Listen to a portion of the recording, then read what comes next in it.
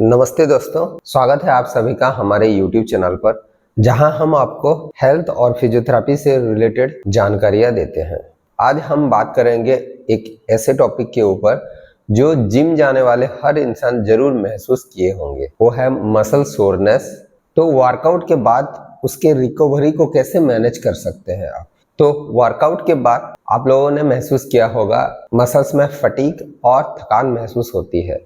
तो एक्चुअली एक ये नॉर्मल प्रोसेस है जिसको हम डोम्स कहते हैं, यानी delayed onset of muscle soreness, जो अक्सर इंटेंस वर्कआउट के 24 टू 48 आवर्स के बाद होता है। तो पहले चलिए जानते हैं मसल सोरनेस क्यों होता है। जब भी आप स्ट्रेनस एक्सरसाइज करते हैं, हाई इंटेंसिटी एक्सरसाइज करते हैं, तो आपके मसल्स फाइबर में माइक्रो टीयर्स होता है। वो माइक्रो टीयर्स के वजह से मसल्स में सोरनेस होता है। एक्चुअली आप जब भी आपका वर्कआउट का वेट अगर बढ़ाएंगे, वजन को बढ़ाएंगे, या आपने कुछ नया एक्सरसाइज ट्राई करेंगे, या आपके रिपीटेशन और सेट्स में कोई इंक्रीज करेंगे, तो ये मसल सोरनेस होने का चांस रहता है। ये एक नॉर्मल प्रोसेस है, कुछ दिनों के बाद ये ऑटोमेटिकली रिकवर हो जाता है। चलिए अब बात करते हैं हम कुछ इफेक्टिव टिप्स के ऊपर जो आपके मसल सोरनेस को इजीली मैनेज करने के लिए मदद करेंगे, रिकवरी को आपका स्पीड अप करेंगे।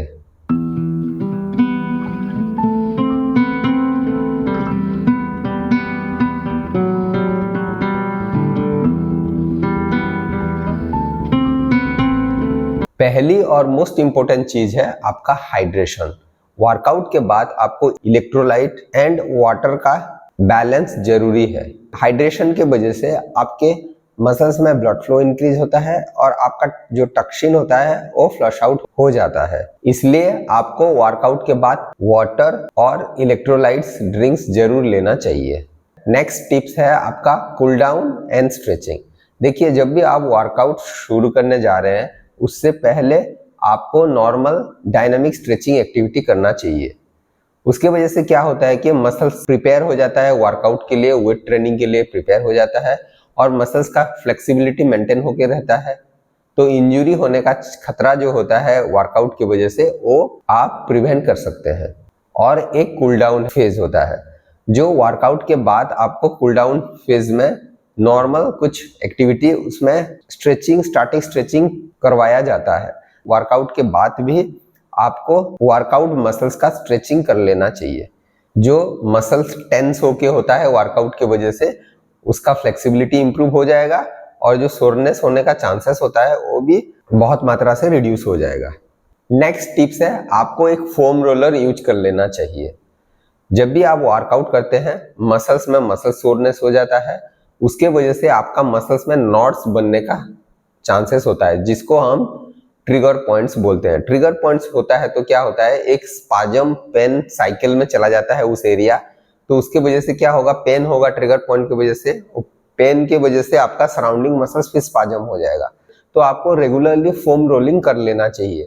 तो आप लार्जर मसल्स को अगर फोम रोलिंग करेंगे, फोम रोलिंग से मसल्स रिलैक्स हो जाते हैं और उसके साथ मसल्स नॉट्स भी रिलीज हो जाते हैं। तो आपका जो पेन और स्पाजम का साइकिल बनने का चांसेस होता है वो बहुत मात्रा से आपका रिड्यूस हो जाता है। नेक्स्ट टिप्स है आपको रिक्वायर्ड अमाउंट ऑफ प्रोटीन और न्यूट्रिएंट्स लेना चाहिए। जैसे कि वर्कआउट के बाद आपके मसल्स को प्रोटीन और न्यूट्रिएंट्स की जरूरत होती है। एक्चुअली आप वर्कआउट के बाद अगर प्रोटीन रिक्वायर्ड अमाउंट ऑफ लेंगे तो उसमें क्या होता है कि जो आपका मसल्स जो इंजरी हुआ होता है एक्सरसाइज की वजह से, माइक्रो इंजरी हुआ होता है, वो रिकवरी और रिपेयर होने के लिए हेल्प करता है।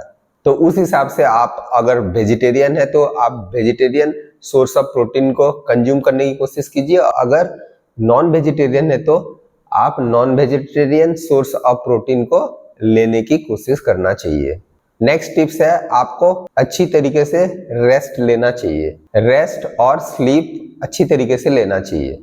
अच्छी नींद रिकवरी के लिए बहुत जरूरी है। आप अगर अच्छे से रेस्ट लेंगे और स्लीप आपका अच्छा रहेगा तो आपका जो मसल्स रिकवरी होने का जो प्रोसेस होता है वो थोड़ा फास्टर हो जाता है और इजीली रिकवर हो जाता है।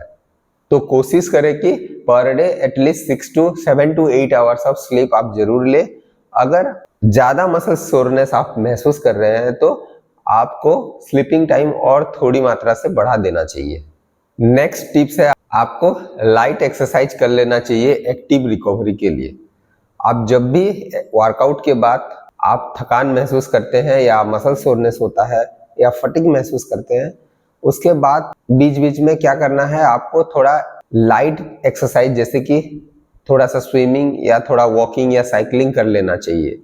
उसके वजह से आपको आपका मसल्स रिकवरी और थोड़ा बूस्ट हो जाता है, क्योंकि लाइट एक्सरसाइज की वजह से आपका ब्लड सर्कुलेशन इंक्रीज हो जाता है, जो कि आपका मसल्स को रिकवरी करने के लिए मदद करती है। याद रखें, बस आपको हल्का एक्टिविटी करना है, हैवी वर्कआउट नहीं करना है। नेक्स्ट है, आपको आइस थेरापी या हीट थेरापी यूज कर लेना चाहिए। अगर आपका मसल सोरनेस बहुत ज्यादा है तो आप आइस थेरापी या हीट पैक यूज कर सकते हैं। आइस पैक यूज करने से क्या होता है, आपका मसल्स का स्वेलिंग और इन्फ्लामेशन रिड्यूस हो जाता है, और हीट पैक आप यूज करने से आपका मसल्स रिलैक्सेशन होता है। तो हमेशा सोरनेस के फर्स्ट 24 आवर में आप आइस थेरापी यूज कर सकते हैं, आइस पैक यूज कर सकते हैं। उसके बाद आप हीट पैक यूज कर सकते हैं।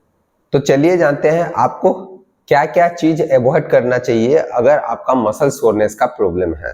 तो पहला है, आपको ओवर एक्सर्शन नहीं होना चाहिए, जैसे कि आप ज्यादा एक्सरसाइज नहीं करना चाहिए, ज्यादा फटीग हो जाएगा, ज्यादा मसल सोरनेस डेवलप होने का चांसेस रहता है। और दूसरा है, आपको वार्म अप और कूल डाउन फेज को स्किप नहीं करना चाहिए, उसको अच्छे से करना चाहिए। उसके साथ आपको डेली वर्कआउट करना चाहिए। तो ये थे कुछ टिप्स जो आपके मसल सोरनेस को मैनेज करेंगे और आपके रिकवरी को स्पीड अप करेंगे। अगर आपको ये वीडियो अच्छा लगा है तो, यूजफुल लगा है तो लाइक जरूर करें और आपके फ्रेंड्स के साथ जरूर शेयर करें, और हमारे चैनल को सब्सक्राइब करना ना भूलें। Thanks for watching. Stay healthy and pain free. नमस्कार।